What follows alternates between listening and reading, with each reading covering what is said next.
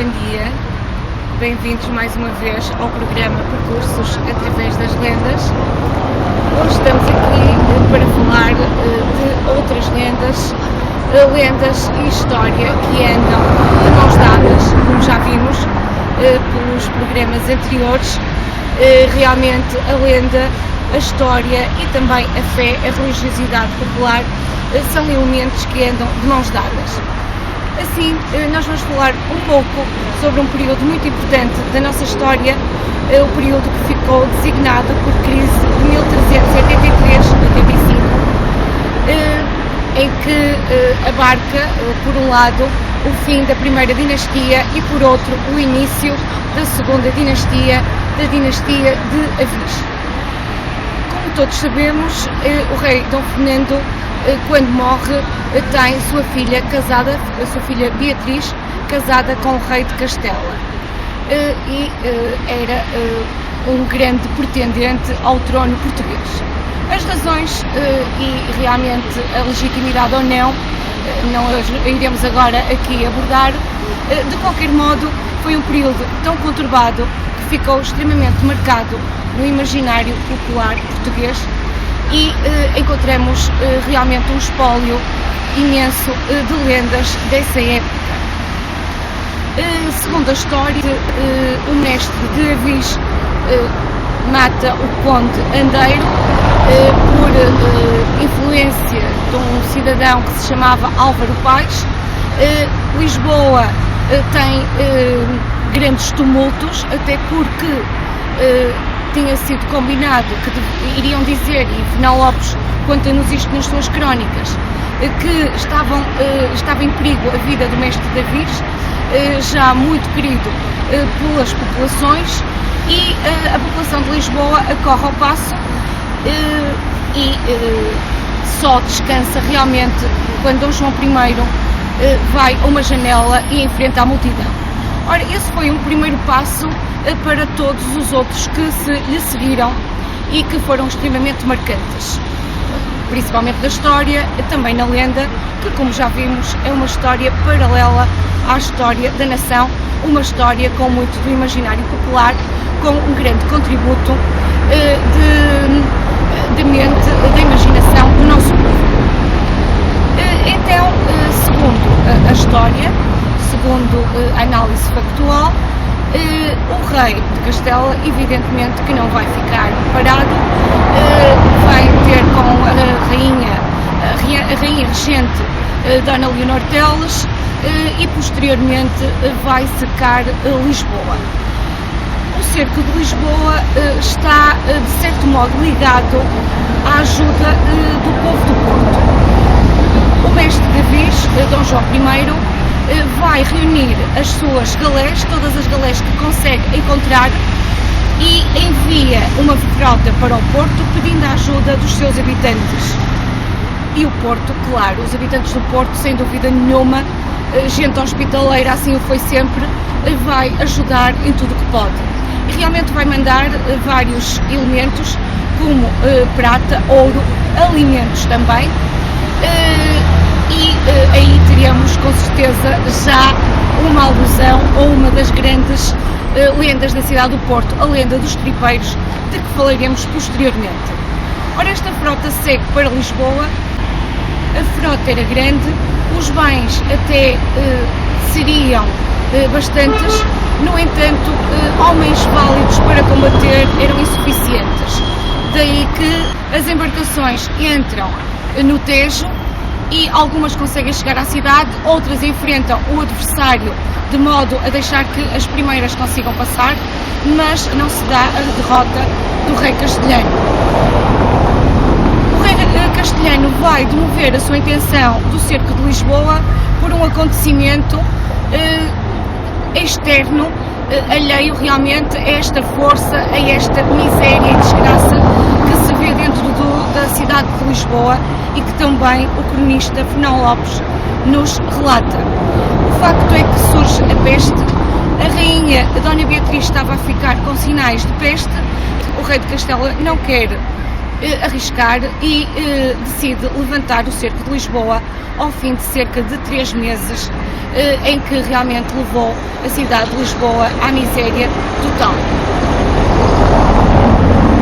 A partir daí, o mestre Davis vai ser aclamado rei nas Cortes de Coimbra. Muito importante também a defesa de João das Regras, que mostra que tenta apresentar a tese de que os vários candidatos ao trono eram ilegítimos, pois tenta mostrar que Dona Leonor Teles, quando se casou com o rei Dom Fernando, já era casada e por isso mesmo Dona Beatriz seria uma filha ilegítima e estaria em linha de conta com o mestre Davis, que também era um filho natural do rei Dom Pedro, e os outros 2 candidatos, Dom João, que era o mais velho, filho de Dom Pedro e Inês de Castro, e Dom Dinis, seu irmão. E então é realmente o mestre aí aclamado rei. Só que o rei de Castela não fica contente, com certeza, e vem novamente, dirige-se para Lisboa, e é nessa altura que surge a intervenção de um homem que tenta barrar o caminho das tropas castelhanas para Lisboa, num sítio que, pela qualidade estratégica dessa pessoa, desse comandante, vai ser fundamental o aproveitamento desse terreno e das condicionalidades desse terreno para uma vitória em que há uma assimetria de forças muito grande, pois os castelhanos tinham um exército de muitos homens. Claro que há vários números que se apresentam, desde 20 mil homens, 22 mil homens, até há uma lenda que diz que os castelhanos traziam um exército de 70 mil homens, e as forças portuguesas, que se diz que teriam uns 7 mil homens, uns 10 mil homens. No momento atual temos alguma dificuldade em saber quais os números de homens que constituíam os 2 exércitos. No entanto, as várias versões são unânimes em considerar tanto as versões históricas como as lendárias, que acabam por exagerar com certeza, que o exército castelhano era muito superior em número ao exército português, em que tinham também o auxílio dos ingleses. Na Batalha de Aljubarrota, os portugueses conseguem vencer realmente. Os castelhanos, apesar de toda essa dimensão do exército, vão recuar. O rei vai acabar por tentar chegar ao Tejo e depois segue numa embarcação, penso que para Sevilha, e os portugueses vão aclamar mais uma vez Dom João I e também o seu grande comandante das tropas, Nuno Álvares Pereira. É desse Nuno Álvares Pereira que nós iremos falar posteriormente, porque ele estará ligado também a Rio Tinto. Devido a quê? Vamos ver. Até já! Viemos aqui para junto da igreja de Rio Tinto, mais uma vez, e temos nesta fachada lateral da igreja um painel de azulejos representativo precisamente do grande guerreiro, do grande comandante da Batalha de Aljubarrota. Aqui está ele ao nosso lado, meu lado esquerdo, aqui Nuno Álvares Pereira, que ostenta uma espada que diz por São Jorge e pela Pátria. Segundo a tradição, a sua espada seria uma espada quase mágica, como a espada do rei Artur, pois na tradição e no imaginário que nos é transmitido ao longo dos tempos, muitas vezes se coaduna o nosso Nuno Álvares Pereira com essas lendas bretãs que eram tão importantes para a sociedade da época. E em baixo temos a referência de Nuno Álvares Pereira, guerreiro e santo português. Este Dom Nuno Álvares Pereira começou com 13 anos a ser escudeiro do rei Dom Fernando. Com 16, o pai pede-lhe que case, apesar dele não querer. Ele queria ficar casto e acaba por casar. Tem 3 filhos. Uma dessas filhas, Dona Beatriz, casar-se-á com um filho natural do mestre Davi, Dom João I, que vai ser depois o primeiro Duque de Bragança, e este Nuno Álvares Pereira, distinguindo-se na Batalha dos Atoleiros, na Grande Batalha de Aljubarrota, também em Valverde e noutros recontros, mais tarde acaba por professar no convento do Carmo.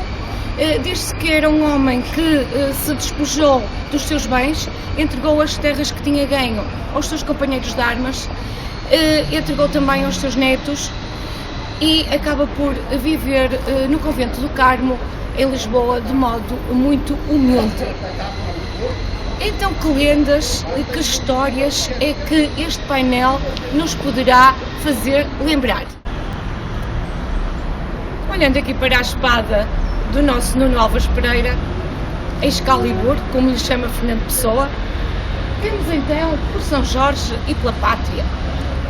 São Jorge, um santo que, segundo a tradição, vinha ajudar os portugueses no campo de batalha.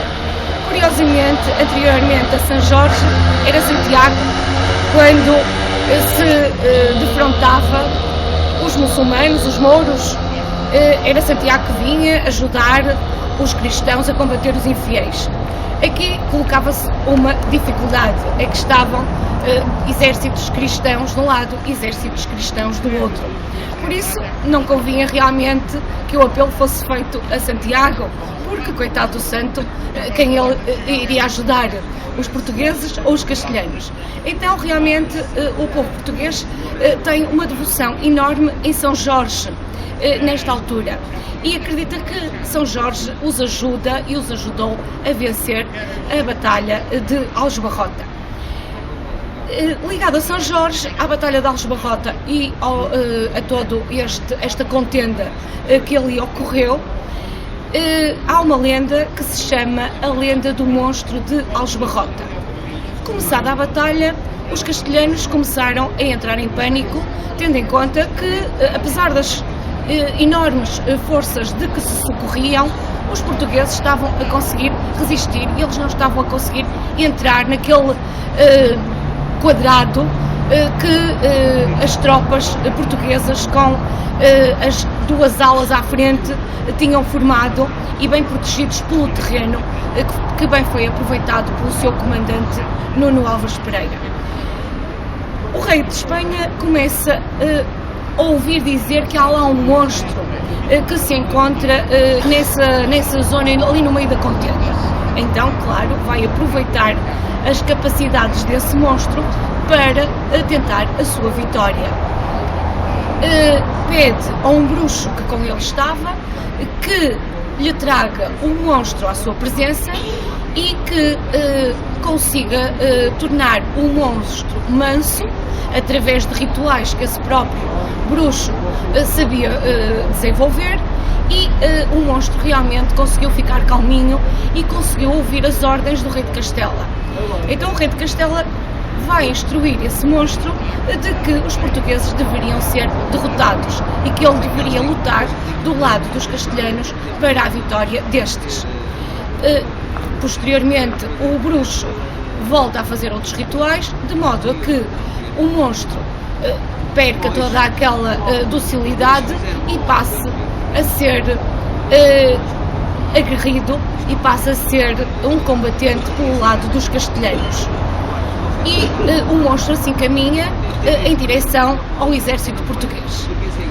No entanto, Nuno Álvares Pereira vai invocar o seu santo auxiliador em casos de contenda, São Jorge. E não é que se diz que São Jorge vem com o seu cavalo branco e que com a sua espada consegue derrotar o monstro, espetando a espada junto aos olhos desse monstro, que vai perecer ali no meio da batalha. O que significará este monstro? Pelo imaginário popular, se calhar todo aquele medo, todo aquele terror que os castelhanos infundiram nos portugueses durante esta contenda. Contudo, esta lenda não é única ligada a Nuno Álvares Pereira e também ao período conturbado da Batalha de Aljubarrota. Vamos dar mais um passeio aqui em Rio Tinto e vamos falar de outras lendas. Água. Estamos aqui junto a esta bomba de água pública. A água é um bem precioso, como todos sabemos. E se nos lembrarmos daqueles homens que se encontravam no dia 14 de agosto de 1385, no meio da aridez dos campos de Aljubarrota, pensamos na sede, no desespero, naquele desespero sentido por não conseguirem encontrar água. E de encontro a esta situação, nós temos uma lenda, a lenda da bilha de água. Tendo como enquadramento a sensação de sede que os portugueses e também os castelhanos sentiam naquele dia de agosto, para além de todo o medo, todo aquele pânico que antecede as primeiras horas em que os exércitos estão frente a frente sem realmente haver o disputar da batalha, temos a lenda da bilha de água, que nos diz que Nuno Álvares Pereira, impressionado com o estado dos seus guerreiros e vendo que os castelhanos não tomavam a iniciativa de atacar, fica muito preocupado e chama o guerreiro Antão Vasques. Antão Vasques era o chefe, o comandante da ala dos namorados, a ala dos homens não casados. Seria provavelmente um jovem.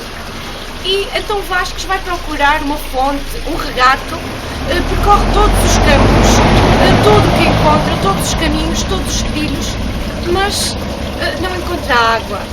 Desesperado, ele vem já pensando em dar a má novidade, a má nova ao seu chefe Nuno Álvares Pereira.